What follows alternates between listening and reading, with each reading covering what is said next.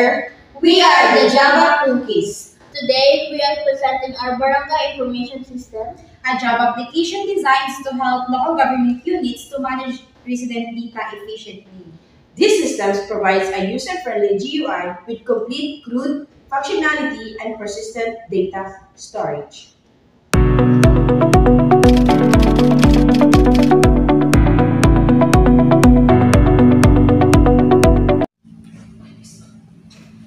This system consists of three core Java classes. First, resident.java. Second, resident manager.java. And last, main.java.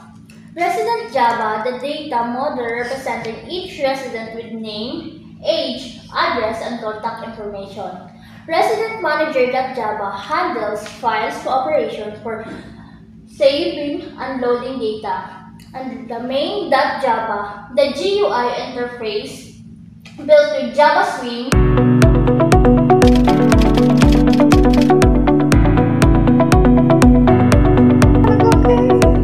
So our system features has a professional interface design, complete CRUD operations, and has a data persistence. The first is our interface features a professional blue color scheme with clear readable fonts, which is size 16, and also has a color-coded buttons with meaningful actions. It has also an organized layout with input panel, data table, and a color and control buttons.